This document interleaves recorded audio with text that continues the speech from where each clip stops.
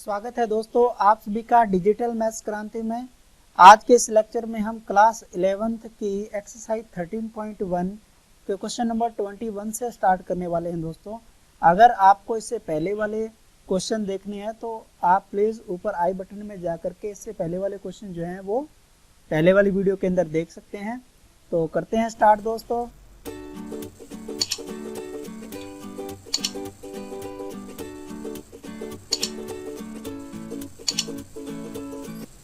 Question number 21 में अगर दोस्तों हम direct limit x tend to 0 रख देते हैं तो यहाँ देख पा रहे हैं कि कोसेक x और कोट x दोनों के मान 0 पे जो है वो इन्फिनिट होते हैं। तो डायरेक्ट तो हम इसमें रख नहीं सकते हैं। इसका मतलब हमें जो cosec x minus cot x function दे रखा है उसमें हम क्या करेंगे, थोड़ा सा फंक्शन के अंदर चेंजिंग करेंगे। तो कर लेते हैं चेंजिंग। क्या चेंजिंग होने वाली है, limit x tend to 0 cosec को मैं लिख सकता हूँ 1 अपॉन साइन थीटा और कोट थीटा को लिख सकता हूँ कोस थीटा बटा सॉरी यहाँ पे थीटा नहीं है, मेरा एंगल क्या है x है, तो मुझे यहाँ x लेके चलना पड़ेगा। कोस x बटा साइन x। और अब मैं इसमें देखूं कि डिनोमिनेटर दोनों में यानी कि हर जो मेरा है दोनों में साइन x ही आ रहा है, तो मैं इसको कमेंट कर लेता हूँ साइन x और ऊपर आ जाएगा 1 माइनस कोस x। अब आपके पास यहाँ पे 1 माइनस कोस x हमें एक प्रॉपर्टी दे रहे हैं। 1 माइनस कोस x होता है 2 साइन स्क्वायर x बाई 2। ये दोस्तों आप इसको याद रखें। हम जानते हैं कि कोस 2x बराबर होता है 1 माइनस 2 साइन स्क्वायर x, ठीक है। तो इसको आप डायरेक्ट याद रखें कि जब आपका साइंस ये 2 साइन स्क्वायर इधर आएगा 2 साइन स्क्वायर x तो 1 माइनस कोस 2x आ जाता है।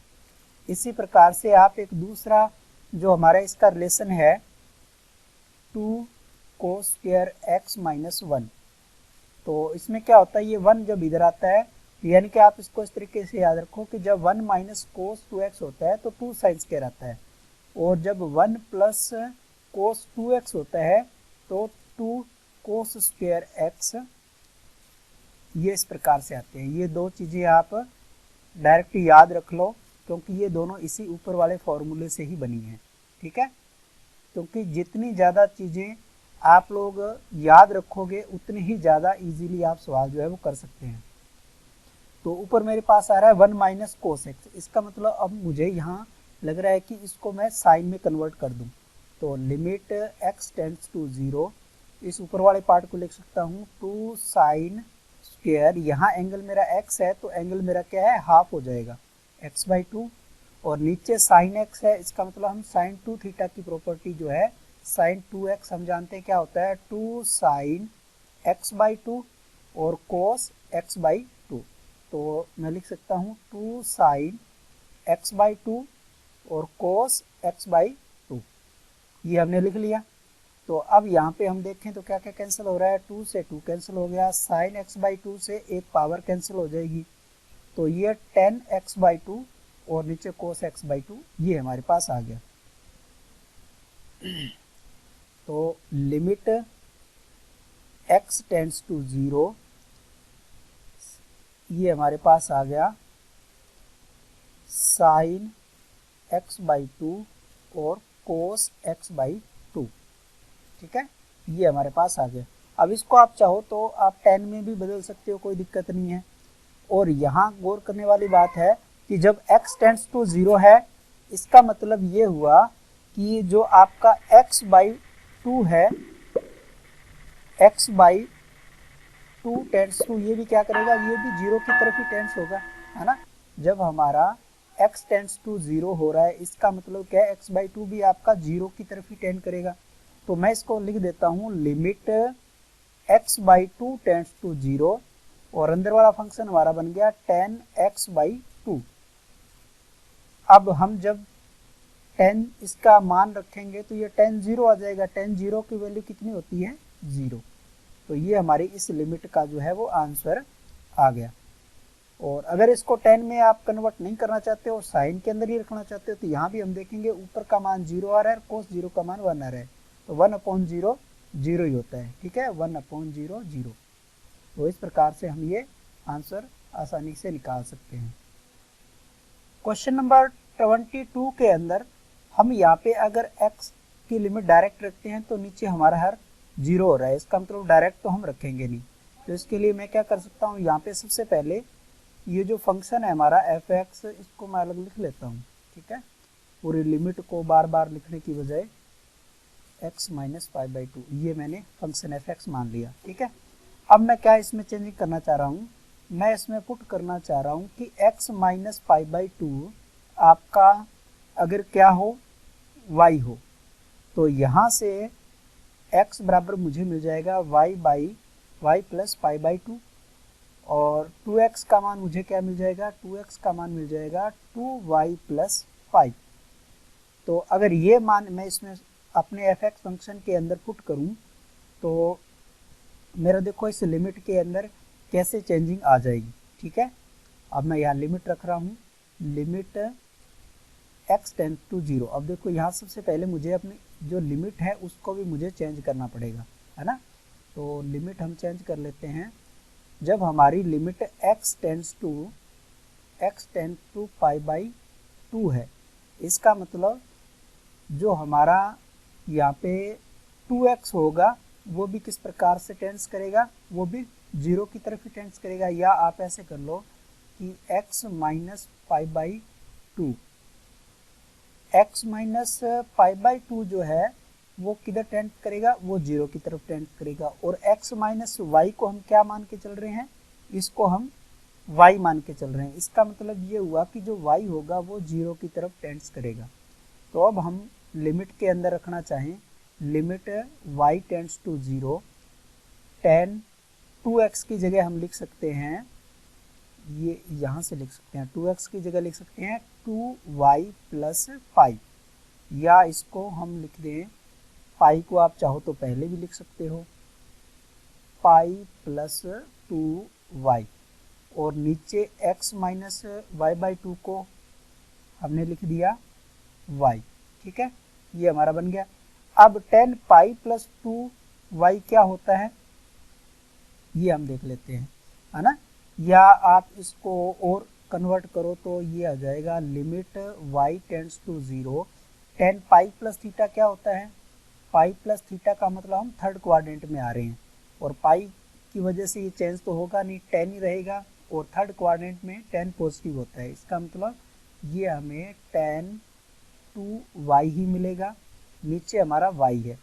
अब लिमिट के अंदर हम जानते हैं कि लिमिट जब x टेंड्स टू 0 हो और tan x/x का मान क्या होता है, 1 होता है, ठीक है। तो इस हिसाब से मुझे यहाँ पे 2 बनाना है, तो 2 नीचे मल्टीप्लाई करेंगे, 2 ऊपर मल्टीप्लाई करेंगे, तो कांस्टेंट 2 तो आपका आगे आ जाएगा। Limit y tends to 0, tan 2y/2y, तो इस पूरी लिमिट का मान मुझे कितना मिल जाएगा, इस पूरी लिमिट का मान मुझे मिल जाएगा 1। तो मेरा आंसर आ गया यहाँ पे 2 × 1 = 2। ये हमारे इस लिमिट का आंसर हो गया। अब क्वेश्चन नंबर 23 में हमें दे रखा है कि limit x tends to 0 f(x) और limit x tends to 1 f(x) ज्ञात करना है, जबकि फंक्शन हमें कुछ इस प्रकार का डिफाइन करके यहाँ दे रखा है। तो इससे पहले जितने भी हमने क्वेश्चन किए हैं दोस्तों, उसमें क्या किया है कि हमने फंक्शन को कुछ अलग मतलब रीअरेंज कर करके और उसमें लिमिट रखने पे हमें आसानी से जो वैल्यू है वो मिल जाती थी, है ना।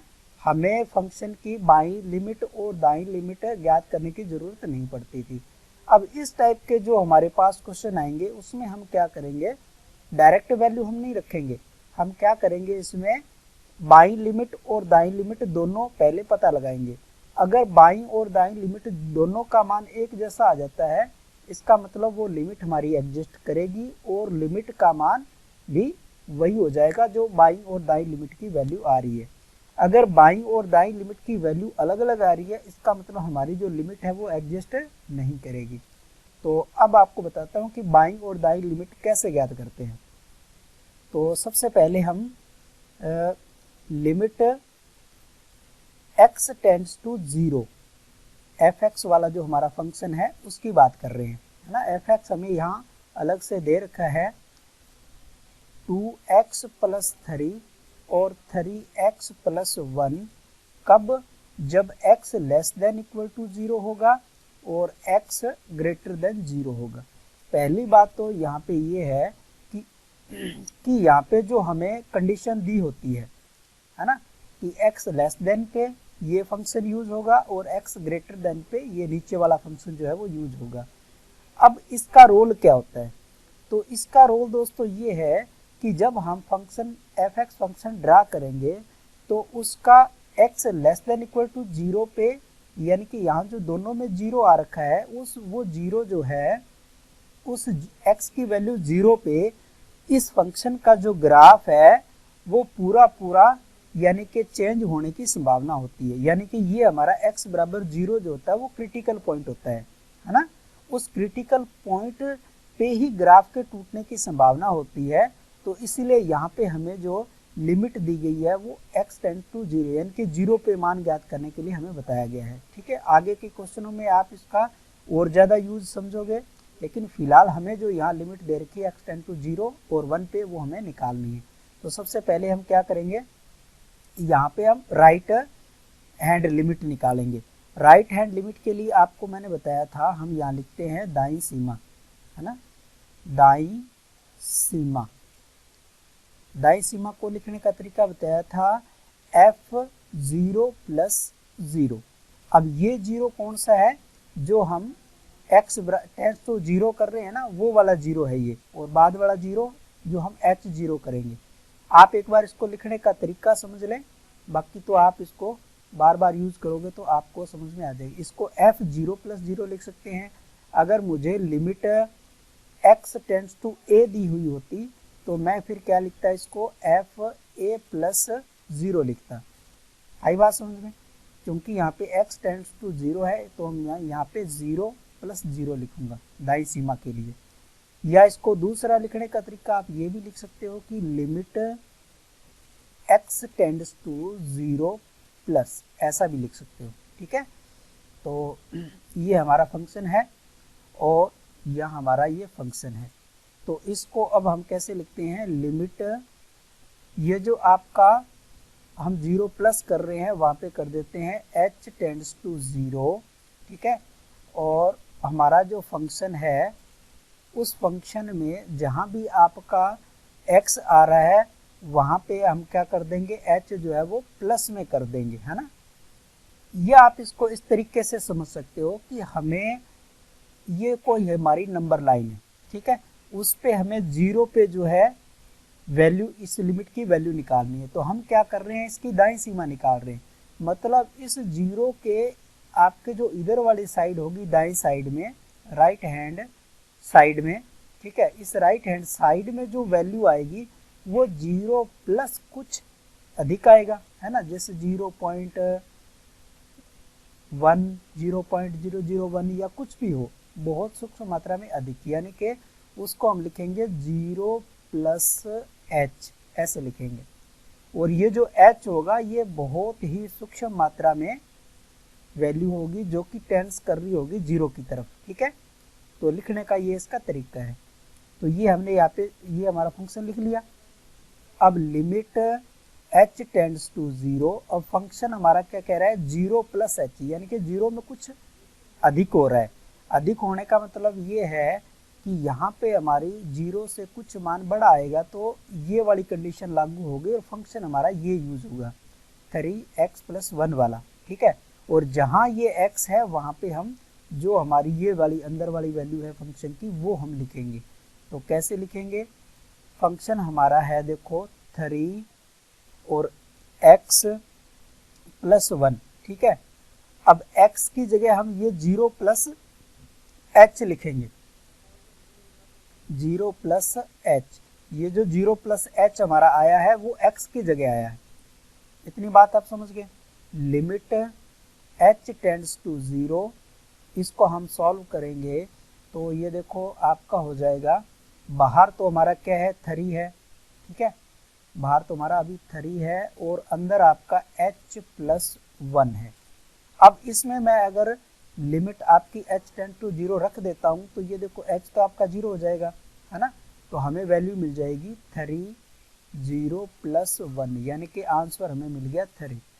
तो यहाँ हमारी जो दाई सीमा थी 0 प्लस 0 का मान हमें 3 मिल गया। इसको आप इक्वेशन नंबर 1 डाल करके छोड़ सकते हो।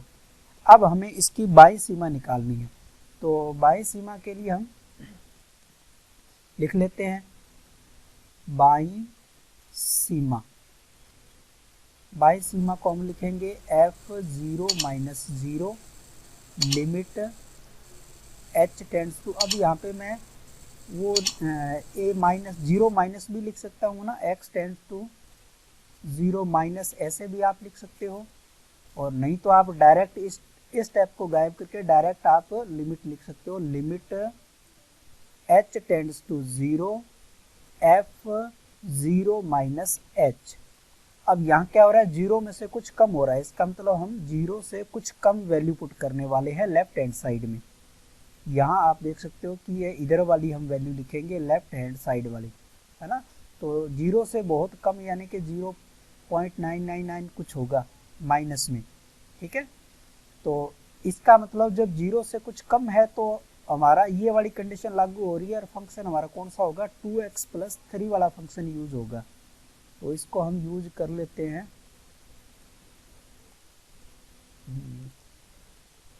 फंक्शन हमारा यूज होगा 2x प्लस 3 का। तो पहले लिमिट लिखेंगे, लिमिट h टेंड्स टू 0 और फंक्शन है हमारा 2x प्लस 3। अब x की जगह आएगा 0 minus h, 0 minus h। Function एक बार दोबारा और देख लेते हैं, 2x प्लस 3 ही है, 2x प्लस 3 ही है, ठीक है। तो अब इस फंक्शन के अंदर अगर हम h टेंड टू 0 कर भी दें या एक स्टेप और लिखना चाहें तो लिख सकते हैं h टेंड्स टू 0, ये आपका 2 माइनस का 2h हो जाएगा प्लस का 3 हो जाएगा। यहाँ पे आप h टेंड टू 0 कर भी दोगे तो भी आपका आंसर कितना आएगा, 3 आएगा, यानी कि हमारी जो बाई सीमा का मान आया 0 माइनस 0 का वो 3 आ गया। तो हमने यहाँ पे इक्वेशन नंबर 1 और 2 से देखा कि हमारी जो बाई सीमा है, बाई सीमा बराबर आ गई दाई सीमा के, दाई सीमा के बराबर आ गई, यानी कि f0 माइनस 0 का मान f0 प्लस 0 के बराबर आ गया। इसका मतलब ये हुआ कि हमारी जो लिमिट है, लिमिट कौन सी, मूल limit, limit x tends to 0, है ना, लिमिट x टेंड टू 0 जो है fx फंक्शन के ऊपर ये विद्यमान है।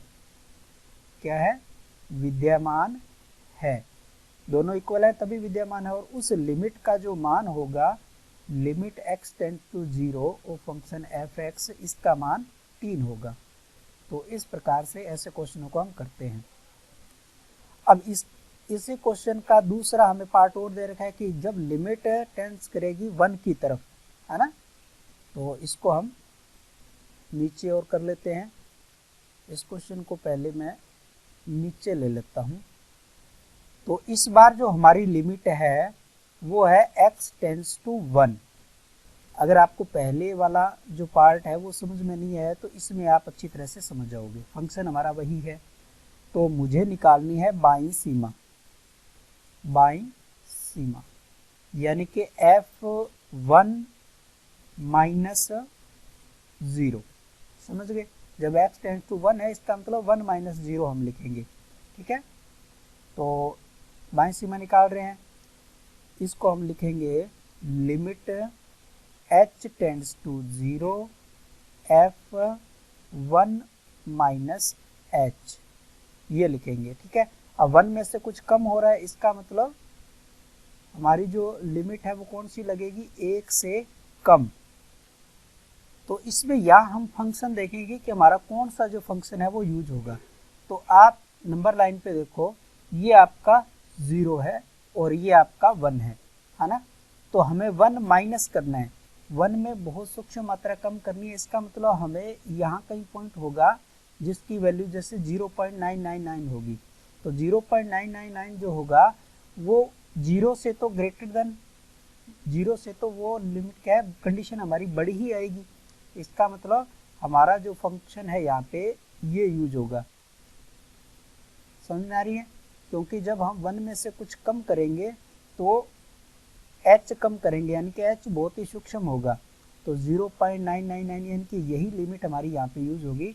और जब हम दाईं सीमा निकालेंगे इसका मतलब वो 1 से कुछ बड़ी होगी, 1.111। इसका मतलब वहाँ भी कंडीशन हमारी यही यूज होगी। तो अब आप इसमें देख पा रहे हो दोनों केस के अंदर कंडीशन हमारी सेम वही यूज हो रही है। इसका मतलब ये तो दोनों सीमाएं बराबर आने ही वाली हैं, है ना। तो मैं इसको ले लेता हूँ यहाँ पे। तो फंक्शन का मान लिमिट h टेंड्स टू 0, 1 में से हम करेंगे तो फंक्शन हमारा वही लगेगा 3x प्लस 1।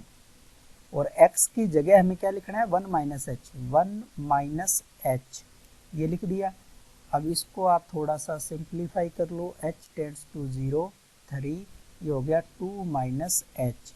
अब यहाँ लिमिट आप रख दोगे तो h 0 हो जाएगा और ये आंसर हमें मिल जाएगा 6। यानी कि हमारी जो बाईं सीमा है 1 माइनस 0 का मान हमें मिल गया 6। ठीक है, ये मान हमने निकाल के रख दिया। और जब हम इसकी दाईं सीमा निकालेंगे, दाईं सीमा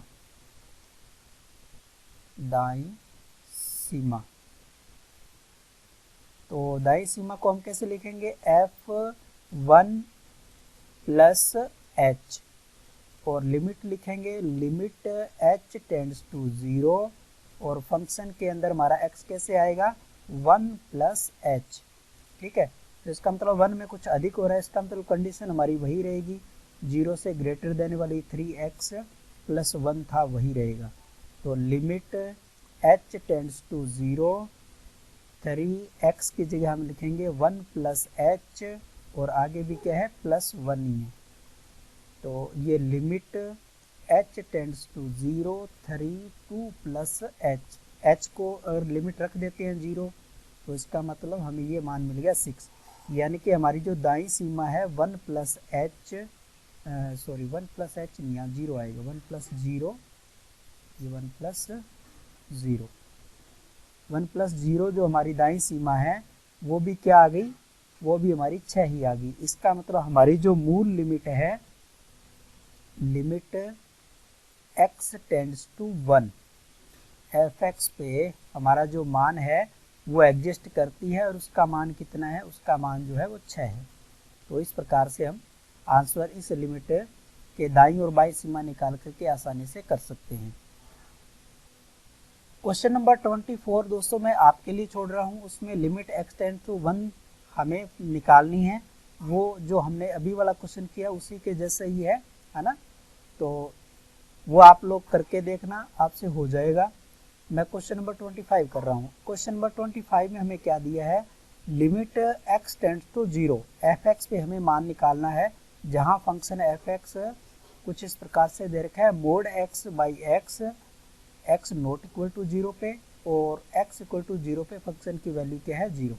तो सबसे पहले इस क्वेश्चन को करने से पहले मैं आपको मोड का फंक्शन बता देता हूँ, है ना।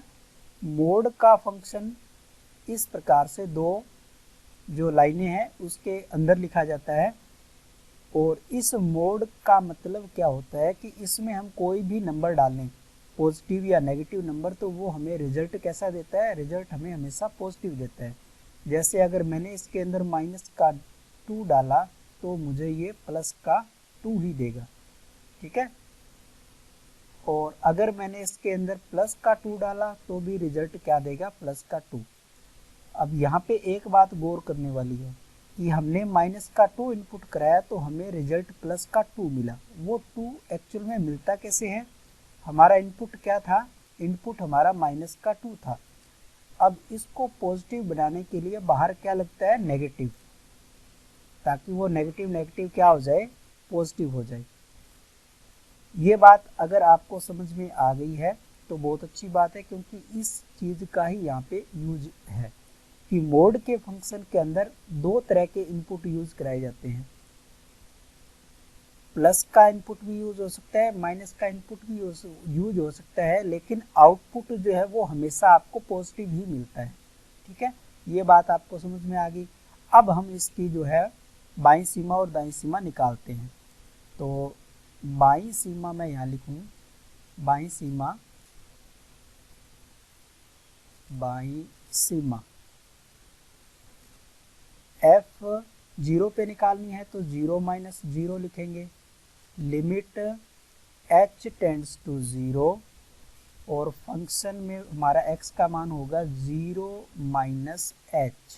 ठीक है, यहाँ जो बाद वाला जो 0 हम लगाते हैं, ये बाद वाला 0, ये 0 की जगह क्या h रिप्लेस हो जाता है। ठीक है, पहले वाली जो भी लिमिट का मान है वो वही रहता है। ये आप बार बार इसको लिखोगे, सवाल करोगे तो आपको अभ्यास हो जाएगा और इसमें कोई ज़्यादा वो है नहीं। तो लिमिट h टेंड्स टू 0, अब 0 में से क्या है, कुछ कम हो रहा है, 0 में से हम h जो है वो कम कर रहे हैं, इसका मतलब वो नॉट इक्वल टू 0 की कंडीशन ही हमें मिलेगी।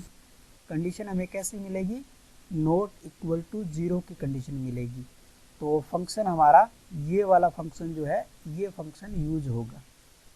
इतनी बात आपको समझ में आ गई। तो अब मैं यहाँ पे फंक्शन कौन सा लिखूँगा, फंक्शन लिखूँगा मोड के अंदर और बटे में x। अब x की जगह तो हमारा आएगा 0 माइनस h, और मोड के अंदर भी x की जगह लिखेंगे 0 माइनस h। ये आपको समझ में आ गया। अब यहाँ देखते हैं यहाँ क्या होता है। हमारा जो मोड का फंक्शन है वो तो हमें यहाँ पे 0 माइनस h, यानी कि अंदर क्या बचा हमारा, अंदर आपका माइनस का h ही बचा और नीचे आपका माइनस का h बचा। ठीक है, अब मोड के अंदर माइनस h हम डाल रहे हैं तो आउटपुट हम जानते हैं कि लिमिट मोड का जो आउटपुट होता है वो हमेशा पॉजिटिव आता है। तो ऊपर हमें प्लस का h मिलेगा और नीचे हमें माइनस का h दे रखा है। h से h आपका कैंसिल हुआ तो अंदर लिमिट के अंदर जो वैल्यू आई वो हमारी -1 आई, यानी कि हमारी बाईं सीमा 0 माइनस 0 का मान हमें मिला -1।